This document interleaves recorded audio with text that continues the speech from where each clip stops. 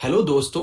सोचिए आधी रात का सन्नाटा, सुनसान हवेली की डरावनी दीवारें और अचानक गूंजती हुई एक चीख। एक ऐसी चीख जिसने पूरे शहर की नींद उड़ा दी। आज की कहानी में सिर्फ थ्रिल और सस्पेंस नहीं है, बल्कि ये एक सच्चाई को उजागर करती है कि कैसे बुराई चाहे कितनी भी बड़ी क्यों न हो, इंसाफ की जीत हमेशा होती है। तो तैयार हो जाइए, क्योंकि हम आपको सुनाने जा रहे हैं एक ऐसी कहानी जो आपको लास्ट तक बांधे रखेगी। आधी रात का कत्ल और सच की जीत। लाइट्स ऑफ कर लीजिए, ईयरफोन्स लगाइए और डूब जाइए इस थ्रिलिंग सफर में।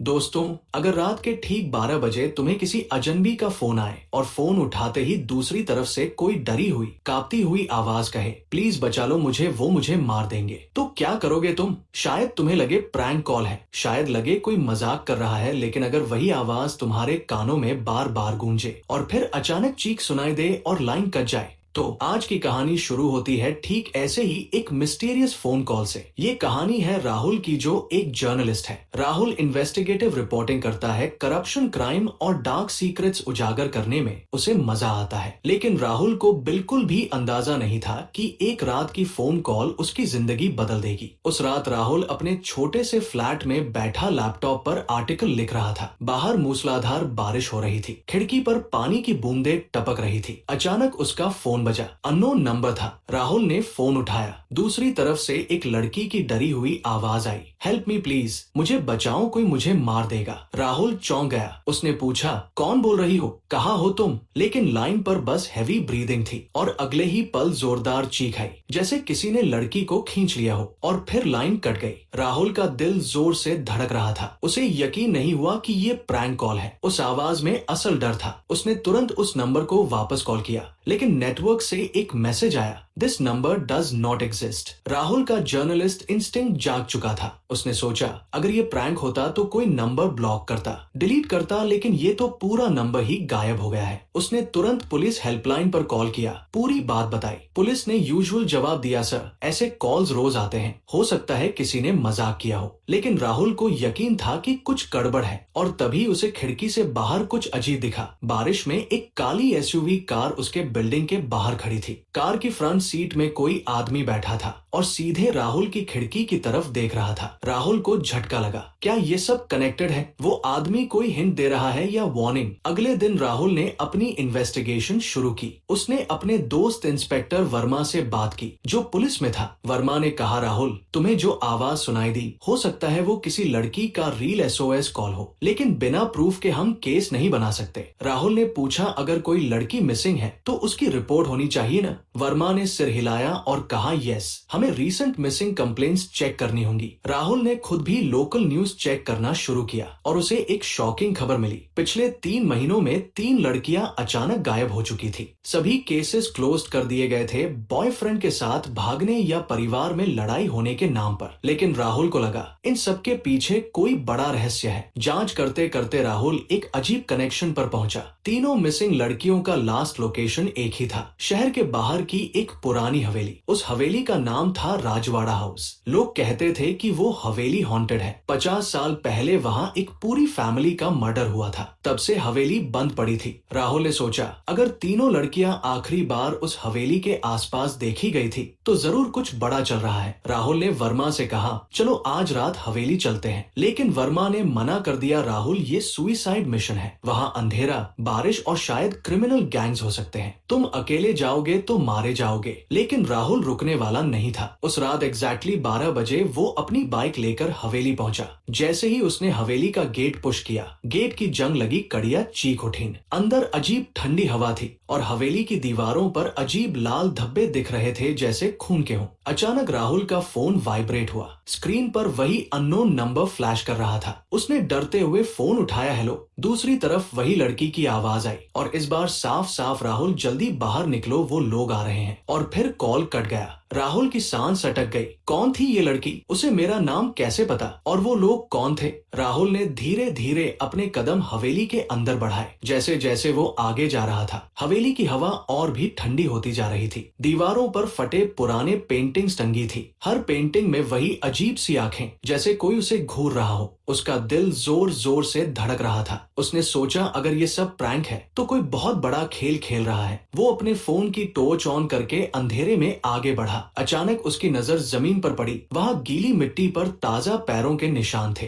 राहुल ने ध्यान से देखा, ये पैरों के निशान किसी लड़की के थे और वो हवेली के अंदर ही जा रहे थे। राहुल बुदबुदाया, तो कोई यहाँ है। जैसे ही वो हवेली के मेन हॉल में पहुंचा, उसने देखा कि कमरे के बीचों बीच एक पुरानी लकड़ी की मेज पर एक मोमबत्ती जल रही थी। राहुल के होश उड़ गए, ये तो इम्पॉसिबल है, हवेली तो बंद थी, फिर यहाँ मोमबत्ती किसने जलाई? उसके पसीने छूटने लगे। तभी अचानक दरवाजा जोर से बंद हुआ। राहुल उछल पड़ा, उसने दौड़कर दरवाजा खोला, लेकिन दरवाजा बाहर से बंद था। वो चिल्लाया, कौन है वहाँ? किसने बंद किया ये दरवाजा? अचानक हवेली में गूंजती आवाज सुनाई दी, धीमी डरावनी हंसी। राहुल कांप गया। ये किसी इंसान की आवाज थी या कुछ और? राहुल ने अपनी टॉर्च इधर उधर घुमाई। तभी उसे सेकंड फ्लोर की बालकनी पर किसी लड़की की सफेद परछाई दिखी। लड़की खड़ी थी, उसके बाल बिखरे हुए और आंखें खाली। राहुल को लगा जैसे ये कोई भूत है, लेकिन तभी वो परछाई अचानक गायब हो गई। राहुल घबरा गया, पर उसने हिम्मत नहीं छोड़ी। उसने सोचा, अगर ये वही लड़की है जिसने मुझे कॉल किया, तो मुझे उसे बचाना ही होगा। मेन हॉल के कोने में राहुल को एक टूटा हुआ मोबाइल फोन पड़ा मिला।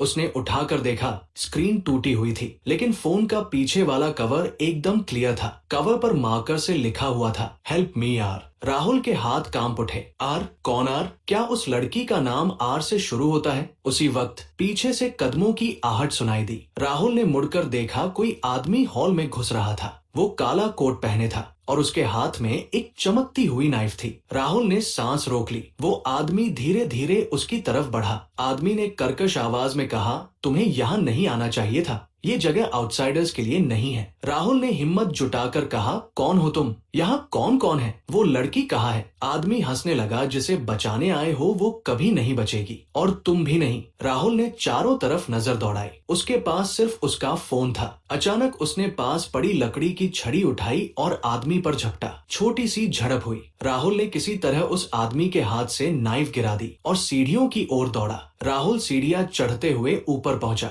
दूसरी मंजिल पर अजीब सी बदबू थी, जैसे किसी ने सालों से खिड़की नहीं खोली हो। कमरे के अंदर धूल, जाले और टूटी फूटी फर्नीचर थी, लेकिन एक कमरे के अंदर से हल्की रोशनी आ रही थी। राहुल धीरे धीरे दरवाजा खोलता है। अंदर एक पुराना कमरा था और उसके बीचों बीच एक लोहे का पिंजरा रखा था। पिंजरे के अंदर एक लड़की बैठी थी। उसके हाथ पांव बंधे थे, चेहरा खून और मिट्टी से सना हुआ था। लड़की ने राहुल को देखा और रोते हुए बोली, प्लीज मुझे यहाँ से निकालो, वो मुझे मार देंगे। राहुल को झटका लगा। ये वही आवाज थी जो उसे फोन पर सुनाई दी थी। राहुल ने कहा, डरो मत, मैं तुम्हें बचाने आया हूँ। तुम्हारा नाम क्या है? लड़की ने कांपते हुए जवाब दिया, मेरा नाम रितिका है। राहुल को याद आया, मोबाइल कवर पर लिखा था आर, तो ये वही है। रितिका ने जल्दबाजी में कहा, राहुल प्लीज, वो लोग मुझे हर रात यहाँ लाते हैं, उन्होंने और भी लड़कियों को मार डाला है। तुमने मेरी आवाज सुनी थी, है ना? मैं बस उसी दिन नेटवर्क में जा पाई थी और कॉल कर पाई थी। राहुल का दिल दहल गया। इसका मतलब ये पूरा मामला सिर्फ हॉन्टेड हवेली का नहीं,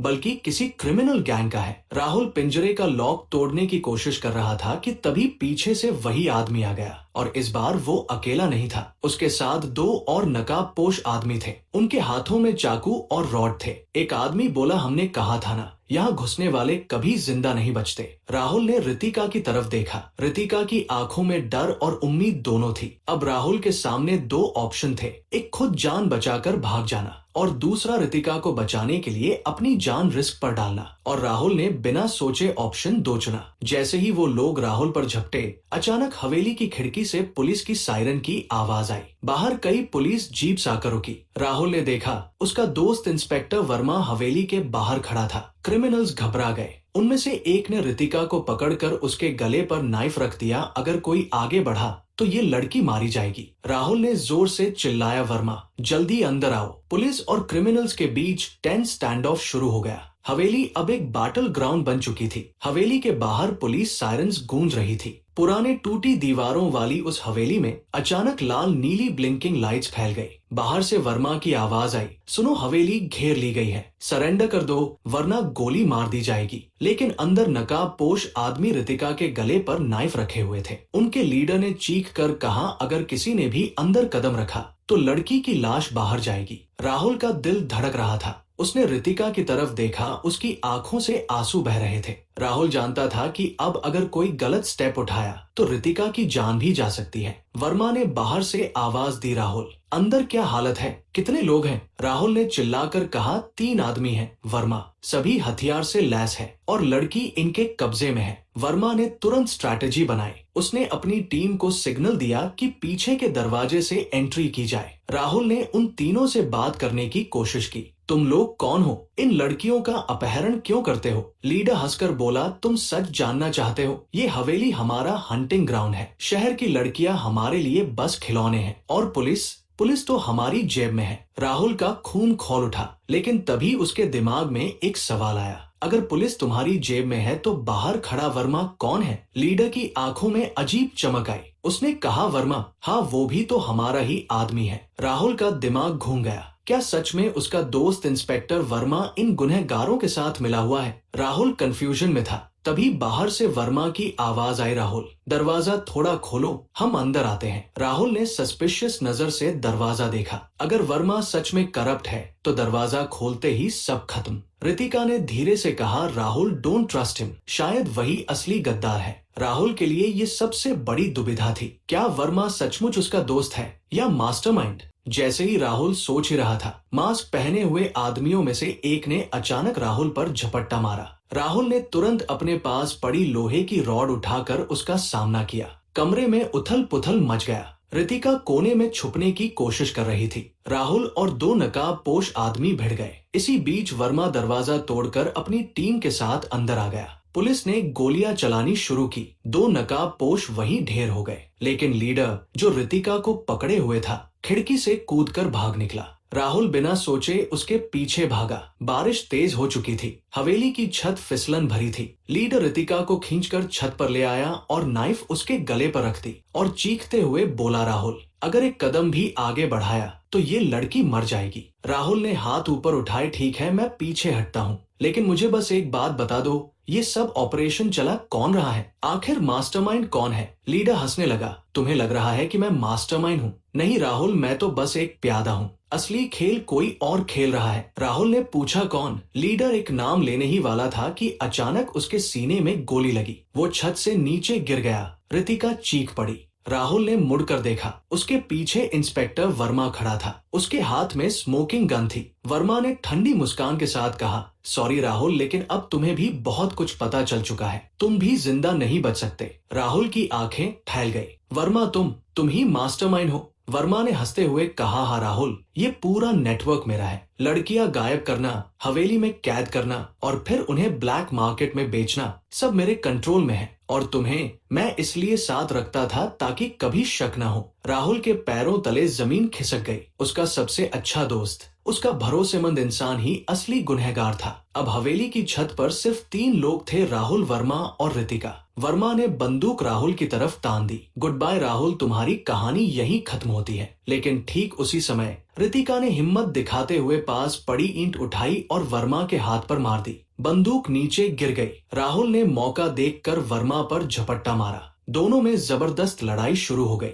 बारिश से छत फिसलन भरी थी। दोनों एक दूसरे को गिराने की कोशिश कर रहे थे। अंत में राहुल ने वर्मा को छत के किनारे तक धकेल दिया। वर्मा लड़खड़ाया और छत से नीचे गिरकर हवेली के आंगन में जा गिरा। तब तक पुलिस टीम ऊपर पहुंच चुकी थी। हवेली से गिरने के बाद इंस्पेक्टर वर्मा को गंभीर हालत में पुलिस ने अस्पताल पहुंचाया। उसका चेहरा जख्मी था, लेकिन होश में था। राहुल भी वहीं मौजूद था। वर्मा ने धीमी आवाज में कहा, तुम जीत गए राहुल, लेकिन याद रखना, इस खेल में मैं अकेला नहीं हूँ। मेरे पीछे और भी बड़े लोग हैं। वो तुम्हें कभी चैन से नहीं जीने देंगे। राहुल ने गुस्से में जवाब दिया, वर्मा, चाहे कितने भी बड़े लोग हो, सच की ताकत हमेशा झूठ पर भारी पड़ती है और तुम्हारा खेल यहीं खत्म। अगले दिन सुबह अखबारों और टीवी चैनल्स पर एक ही खबर छाई हुई थी, इंस्पेक्टर वर्मा गिरफ्तार, हवेली केस का खुलासा। राहुल ने अपनी रिपोर्ट पूरी डिटेल्स के साथ लिखी। मिसिंग गर्ल्स के केस को फिर से खोला गया। रितिका का बयान मीडिया के सामने आया। पूरे शहर में हड़कंप मच गया। लोग चौंक गए कि जिस इंस्पेक्टर पर वो भरोसा करते थे, वही इतने बड़े अपराध का सरगना निकला। राहुल को सोशल मीडिया पर हीरो कहा जाने लगा, लेकिन वो जानता था असली जीत तभी होगी जब वर्मा को कानूनी सजा मिलेगी। कुछ ही दिनों में केस कोर्ट पहुंचा। वर्मा पर अपहरण, हत्या, मानव तस्करी और भ्रष्टाचार के आरोप थे। वर्मा के वकील ने दलील दी, ये सब राहुल की कहानी है, कोई ठोस सबूत नहीं है। लेकिन राहुल ने हर सबूत कोर्ट में पेश किया। हवेली से मिला रितिका का मोबाइल कवर, हवेली में पाए गए खून के धब्बों की फॉरेंसिक रिपोर्ट, रितिका का बयान और सबसे अहम, राहुल के फोन पर रिकॉर्ड हुई वो कॉल जिसमें रितिका ने मदद मांगी थी। जज ने गौर से सब सुना। कोर्टरूम में वर्मा अचानक खड़ा हुआ और बोला, ये सब कॉन्स्पिरेसी है। राहुल ने मुझे फंसाने के लिए हवेली का ड्रामा रचा। मैं पुलिस का ईमानदार अफसर हूँ। उसकी आवाज गूंज उठी, लेकिन उसी वक्त रितिका खड़ी हो गई और कांपती आवाज में बोली, झूठ। इस आदमी ने मुझे महीनों हवेली में कैद रखा। मैं आज जिंदा हूँ तो सिर्फ राहुल की वजह से। अगर ये सच नहीं है तो मैं कसम खाने को तैयार हूँ। पूरा कोर्ट हॉल सन्नाटे में डूब गया। लंबी सुनवाई के बाद जज ने अपना फैसला सुनाया। इंस्पेक्टर वर्मा को मानव तस्करी, अपहरण और हत्या के आरोप में दोषी करार दिया जाता है और उम्र कैद की सजा दी जाती है। साथ ही उसके सहयोगियों के खिलाफ भी जांच शुरू की जाएगी। वर्मा का चेहरा गुस्से से लाल था, लेकिन अब वो कुछ नहीं कर सकता था। पुलिस उसे हथकड़ी लगाकर बाहर ले गई। केस खत्म होने के बाद रितिका को एनजीओ के हवाले किया गया ताकि वो ट्रॉमा से निकल सके। राहुल अक्सर उससे मिलने जाता। रितिका ने एक दिन राहुल से कहा, मैंने सोचा था मेरी जिंदगी यही खत्म हो जाएगी,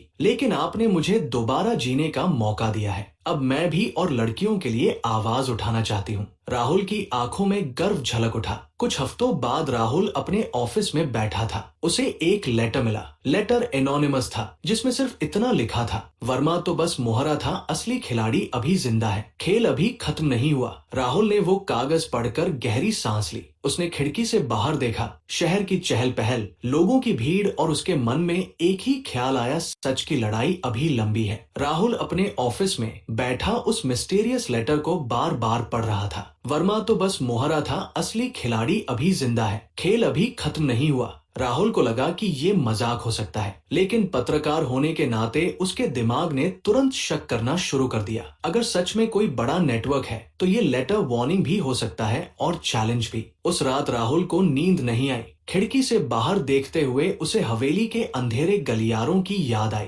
रितिका की चीखें, वर्मा की धोखेबाजी और वो परछाई जो उसे बालकनी पर दिखी थी। अगली सुबह राहुल सीधे पुलिस हेडक्वार्टर्स पहुंचा और वर्मा का केस संभाल रहे नए एसीपी से मिला। एसीपी सक्सेना ने कहा, राहुल, तुम्हारी रिपोर्ट की वजह से हमें बहुत बड़ा रैकेट पकड़ने का मौका मिला है। वर्मा के लैपटॉप से हमें कई डॉक्यूमेंट्स मिले हैं, लेकिन उनमें से कुछ एनक्रिप्टेड फाइल्स हैं। राहुल ने पूछा, एनक्रिप्टेड फाइल्स मतलब वर्मा किसी से संपर्क में था? एसीपी ने सिर हिलाया और कहा, और सबसे शॉकिंग बात, उन फाइल्स में हवेली के अलावा और भी लोकेशंस मार्क है। शायद वहाँ भी लड़कियों को कैद किया जाता है। राहुल की आंखें चौड़ी हो गई। मतलब हवेली तो सिर्फ एक जगह थी, असली नेटवर्क पूरा शहर या शायद पूरे स्टेट में फैला हुआ है। उस शाम राहुल रितिका से मिलने एनजीओ गया। रितिका अब धीरे धीरे नॉर्मल लाइफ में लौट रही थी, लेकिन अभी भी डर उसकी आंखों में था। राहुल ने पूछा, रितिका, क्या तुम्हें वर्मा के अलावा और किसी का नाम याद है? कोई आदमी जिसे तुमने देखा हो, जिससे वो बात करता हो? रितिका ने थोड़ी देर सोचा और फिर बोली, हाँ, एक आदमी अक्सर आता था। उसका चेहरा मुझे साफ याद नहीं,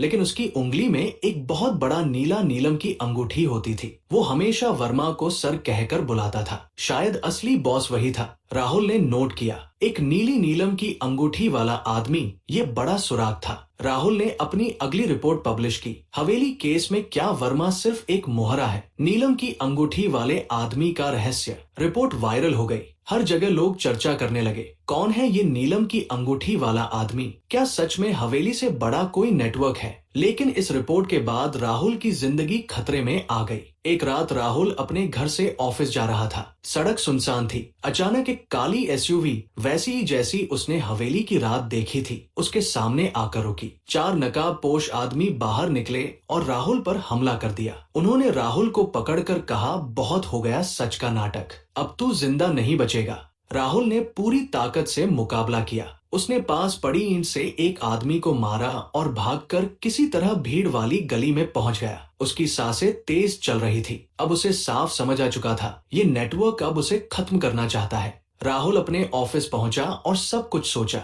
अगर मैं डर जाऊंगा तो ये जीतेंगे, लेकिन अगर मैं लड़ूंगा तो शायद सच सामने आए। उसने तय किया कि चाहे जान चली जाए, लेकिन वो इस रैकेट की जड़ तक पहुंचेगा। एसीपी सक्सेना ने राहुल को बताया कि वर्मा के लैपटॉप से निकले रिकॉर्ड्स में एक नाम बार बार आ रहा है, आरके एंटरप्राइजेस। ये एक कंस्ट्रक्शन कंपनी थी, लेकिन असल में ये ह्यूमन ट्रैफिकिंग और इलीगल कामों का कवर थी। और उसके मालिक का नाम था राजीव खन्ना। राहुल के दिल में सनसनी दौड़ गई। राजीव खन्ना शहर का नामी बिजनेसमैन जो हमेशा मीडिया में फिलैंथ्रोपी और चैरिटी के लिए मशहूर था। और हाँ, उसकी तर्जनी उंगली में हमेशा एक बड़ी नीलम की अंगूठी रहती थी। राहुल अब सब समझ चुका था। वर्मा तो बस उसका पपेट था, असली मास्टरमाइंड राजीव खन्ना है। लेकिन ये बात प्रूव करना आसान नहीं था। राजीव पावरफुल था, उसके पास पैसा, पॉलिटिकल सपोर्ट और मीडिया में इन्फ्लुएंस सब कुछ था। राहुल ने रितिका से कहा, याद रखना, तुम्हारी गवाही सबसे बड़ी ताकत है, लेकिन हमें कॉन्क्रीट एविडेंस चाहिए। राहुल ने राजीव खन्ना को एक्सपोज करने की प्लान बनाई। उसने तय किया कि वो अंडरकवर जर्नलिस्ट बनकर उसकी कंपनी में घुसेगा, लेकिन उसे अंदाजा नहीं था कि अब उसका सामना कितनी बड़ी साजिश से होने वाला है। राहुल ने फैसला किया कि अगर राजीव खन्ना तक पहुंचना है तो उसे उसके एम्पायर के अंदर घुसना होगा। उसने अपनी पहचान छुपाई और आरके एंटरप्राइजेज में एक डेटा एनालिस्ट की फेक आइडेंटिटी पर जॉब ज्वाइन की। कंपनी बाहर से एकदम लीगल और ग्रैंड लगती थी। शानदार ग्लास बिल्डिंग, लग्जरी कार्स और मीडिया में हर तरफ उसकी तारीफ। लेकिन अंदर जाने पर राहुल ने महसूस किया कि ग्राउंड फ्लोर से ऊपर की मंजिलें आम एम्प्लॉइज के लिए बंद थी। रात को जब सब लोग चले जाते तो वहां अजीब मूवमेंट्स होती, ब्लैक कार्स आती और बेसमेंट की तरफ सामान उतारा जाता। राहुल को शक था कि इन्हीं बेसमेंट में ट्रैफिकिंग का पूरा खेल छुपा है। राहुल ने अपने हिडन कैमरा से सीक्रेटली रिकॉर्ड करना शुरू किया। एक रात उसने देखा कि बेसमेंट में पिंजरों जैसी जगहें थी और उनमें कई लड़कियां बंद थी। उसका खून खौल उठा, लेकिन उसने खुद को कंट्रोल किया। अगर मैंने अभी कुछ किया तो सबूत हाथ से निकल जाएगा। मुझे पूरा प्लान बनाकर ही राजीव तक पहुंचना है। उसने उन रिकॉर्डिंग्स को सेव कर लिया। कुछ ही दिनों बाद राहुल को मौका मिला। राजीव खुद कंपनी में आया। लंबा, स्मार्ट दिखने वाला आदमी, लेकिन उसकी आंखों में घमंड और चालाकी साफ झलक रही थी। उसके हाथ में वही नीलम की अंगूठी चमक रही थी। राजीव ने कर्मचारियों को संबोधित करते हुए कहा, हमारी कंपनी सिर्फ कारोबार नहीं, समाज सेवा भी करती है। हम गरीब बच्चों के लिए स्कूल बना रहे हैं। सारे लोग तालियां बजाने लगे। राहुल अंदर ही अंदर सोच रहा था, ये आदमी कितना बड़ा पाखंडी है, सामने फरिश्ता, पीछे शैतान। राहुल को अचानक वर्मा की कही हुई बात याद आई, मेरे पीछे और भी लोग हैं। अब साफ था कि वर्मा राजीव का पपेट था, लेकिन सवाल था, क्या राजीव अकेला काम कर रहा है या इसके पीछे और भी पावरफुल लोग हैं। राहुल ने एसीपी सक्सेना से संपर्क किया और सारी रिकॉर्डिंग्स दी। सक्सेना ने कहा, राहुल, तुम्हारे पास स्ट्रॉन्ग प्रूफ है, लेकिन हमें राजीव को रंगे हाथ पकड़ना होगा। एक रात पुलिस ने राहुल की लीड पर राजीव की कंपनी की बेसमेंट पर रेड करने का फैसला किया। राहुल खुद भी उनके साथ गया।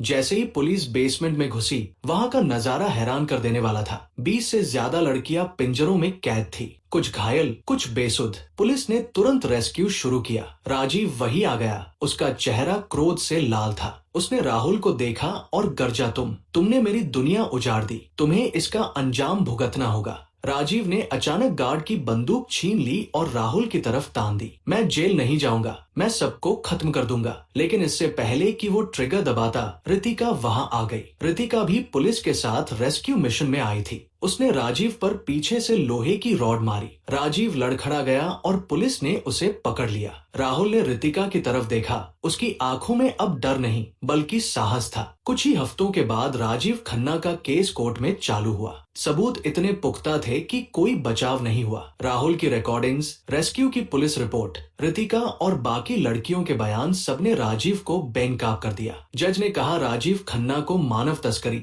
हत्या और संगठित अपराध का दोषी मानते हुए फांसी की सजा दी जाती है। पूरा कोर्ट तालियों से गूंज उठा। राजीव का एम्पायर ढह गया। उसकी कंपनी सील कर दी गई। वर्मा पहले से ही जेल में था। बाकी लड़कियों को एनजीओ और सरकार ने सुरक्षित रखा। रितिका अब एनजीओ में काम करती थी और महिलाओं के हक के लिए आवाज उठाती थी। राहुल अपने न्यूज रूम में खड़ा खिड़की से बाहर देख रहा था। शहर की भीड़, गाड़ियां, हॉर्न, सब वैसा ही था, लेकिन उसकी आत्मा संतुष्ट थी। उसने सिर्फ एक कहानी नहीं लिखी थी, बल्कि कई जिंदगियां बचाई थी। दोस्तों, ये थी कहानी आधी रात का कत्ल और सच की जीत। हमने देखा कि कैसे एक हवेली का राज खुलते खुलते एक बड़े अपराधी नेटवर्क तक पहुंचा। राहुल की हिम्मत और रितिका का साहस हमें सिखाते हैं कि सच चाहे कितना भी दबा दिया जाए, वो सामने आ ही जाता है। तो याद याद रखिए, बुराई कितनी भी ताकतवर क्यों न हो, इंसाफ की रोशनी हमेशा अंधेरे को मिटा देती है। अगर आपको ये कहानी पसंद आई हो तो वीडियो को लाइक और शेयर करना मत भूलिएगा। और हाँ, ऐसी ही सस्पेंस और थ्रिलर कहानियों के लिए हमारे चैनल स्टोरी टेलर पंडित को सब्सक्राइब जरूर कीजिएगा। फिर मिलते हैं अगली रहस्यमयी और थ्रिलिंग कहानी में। तब तक के लिए धन्यवाद।